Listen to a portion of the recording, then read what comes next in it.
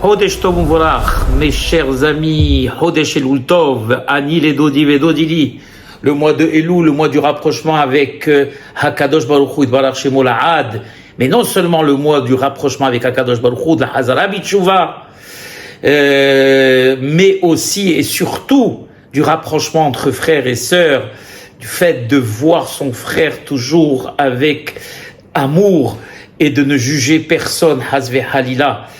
Le mois d'Elul, c'est bien évidemment le rapport qu'on a avec Akadosh Baruch Hu, les comptes qu'on va rendre le jour du Din, à Rosh Hashanah avec Akadosh Baruch Hu, les Selihot où on va demander pardon à Akadosh Baruch Hu, mais également Akadosh Baruch Hu est très regardant sur les relations qu'on a entre frères et comment on juge les autres et comment on se comporte avec les autres. Et vous allez voir cette histoire que je vais vous raconter illustre extrêmement bien ce mois de Elul et sur laquelle je voudrais que vous méditiez et qu'on médite tous, bien évidemment.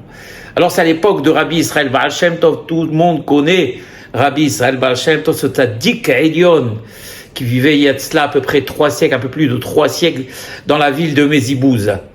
Et un jour, il rentre à la synagogue pour faire Arvit. Vous savez que Arvit, on commence toujours par Vehu, Rahum, Yechaper, Avon, Velo, Yashrit, Verbal, Yashivapo, Velo, Ya'ir, Kol Hamato, Amona, Yoshia, Melech, Ya'anenu, Bon Korenu, et on commence, Barechu et Hashem Amevorach.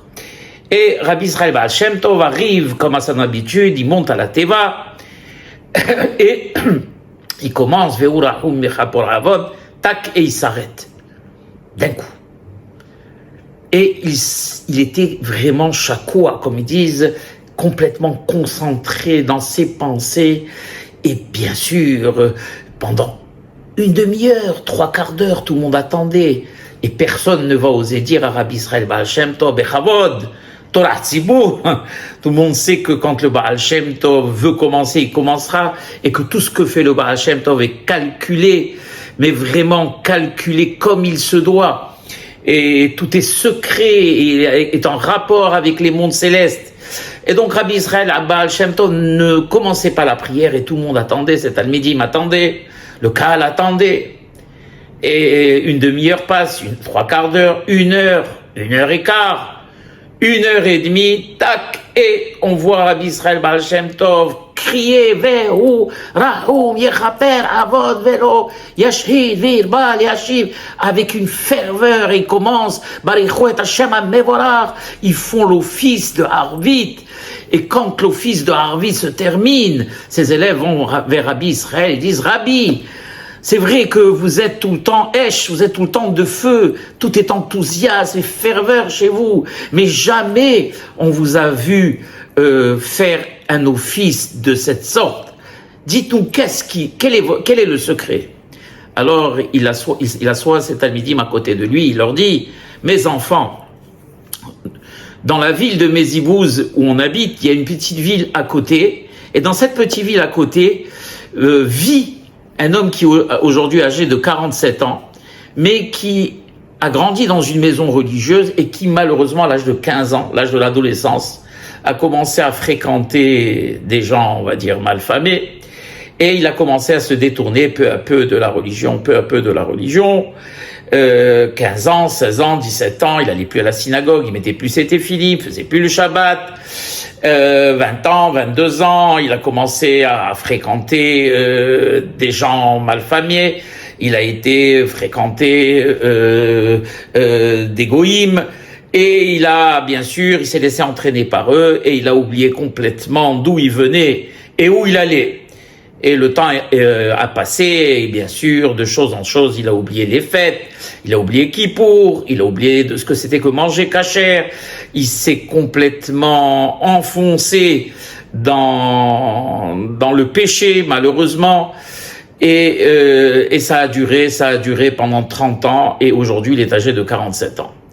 Et ce juif, un jour, décide d'aller dans la petite ville d'à côté, donc dans notre ville à nous de Mézibouz, il habite dans la ville à 30 km de chez nous, et il arrive au marché de cette ville, et il voit cette ville en effervescence, tout le monde courait à droite et à gauche, un allait chercher, acheter des victuailles, un acheter des habits pour la fête, un acheter parce que Rabotaï, à l'époque, On sentait les fêtes, vraiment on sentait les fêtes des mois auparavant, 1 mois, 2 mois avant Rosh Hashanah, c'était déjà l'ambiance de Rosh Hashanah.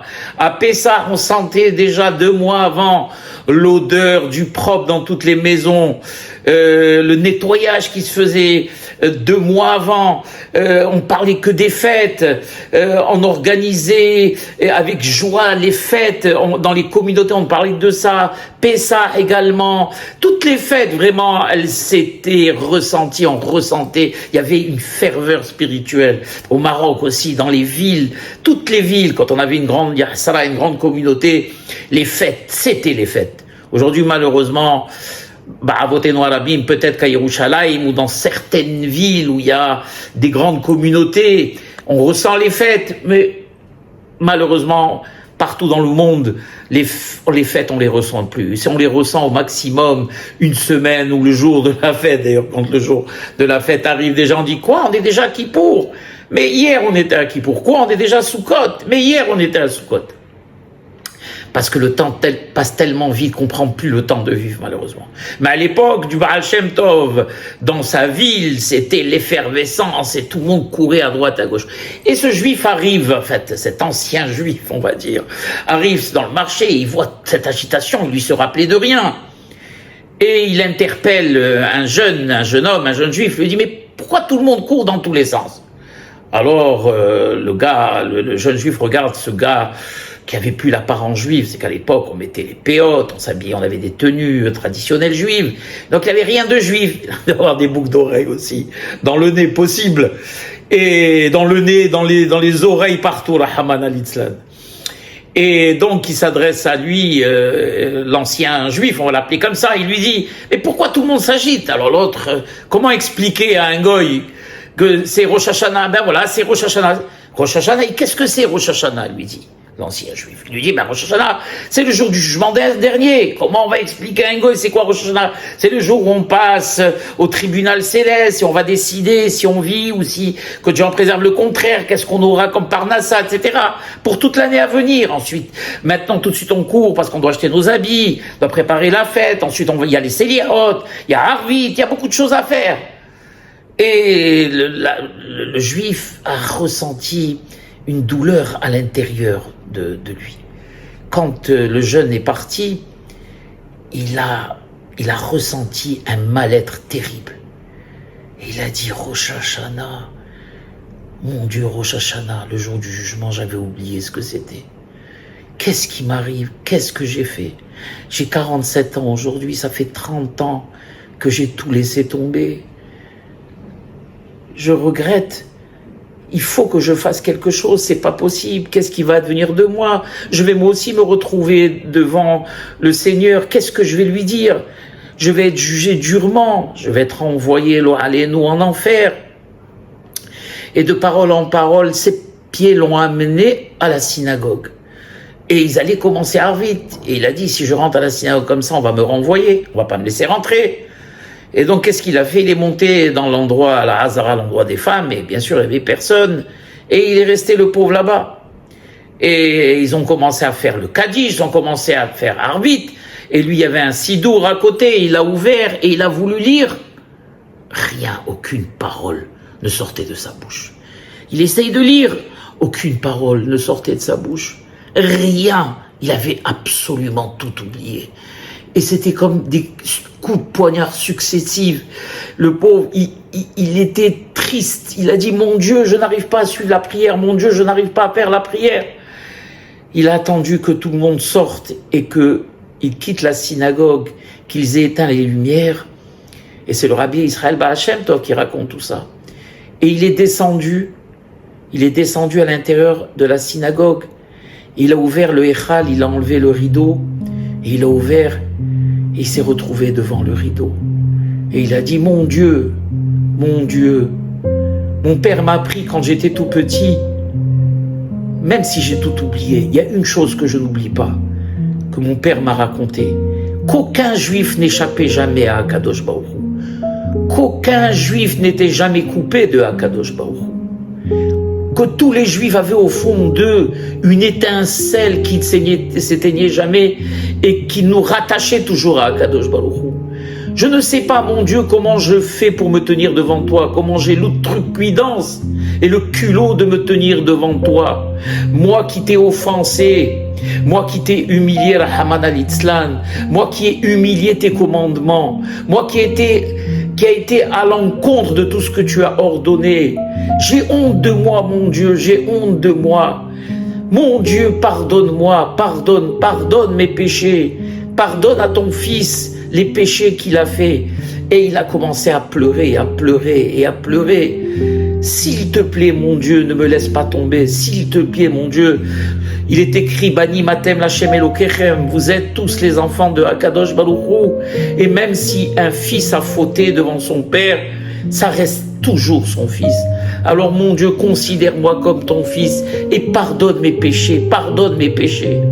Il tremblait de tout son corps, il pleurait, il pleurait, il pleurait. Il se lève, il se tourne, il monte à la Teva, il prend le livre, le Sidour, il l'ouvre et il commence à lire. Vehu rahum yechaper avon velo yashrit, en pleurant.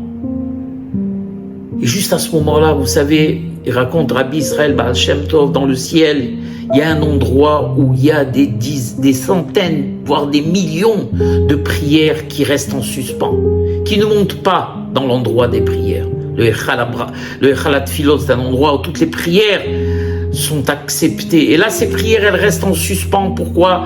Parce qu'elles ont été faites sans conviction, ou parce qu'elles ont été faites avec une recherche d'intérêt, ou parce qu'elles n'ont pas été sincères. Alors celles-ci, elles restent en suspens. Et au moment où ce juif a fait Vehu Rahum, vous m'avez vu dire Vehu Rahum, moi aussi en même temps, car au moment où lui a dit Vehu Rahum du fond de son cœur, en regrettant amèrement et en pleurant du fond de son cœur, les portes du ciel se sont ouvertes et toutes les prières qui étaient en suspens sont montées et ont été reçues. Et j'ai profité de l'occasion pour faire monter les prières et nos prières vers Akadosh Baruch Hu. Donc si c'est grâce à lui aujourd'hui que nos prières ont été acceptées. Car aucun juif, Rabotai, aucun juif n'est rejeté et reste toujours le fils de Akadosh Baruch Hu. Qui sommes-nous, pécheurs, simples mortels, pour juger les hommes et juger nos frères, au lieu de les rapprocher, au lieu de leur expliquer la beauté de notre culte, de nos traditions, de le ramener vers Akadosh Baruch Hu. Si Akadosh Baruch Hu Itbarach, qui est le makor de la Kedusha, l'origine et la source de toute la Kedusha et de toute la sainteté, accepte le repentir, qui sommes-nous pour refuser le repentir de nos frères et les aider à se rapprocher de Akadosh Baruch Hu, comme il écrit.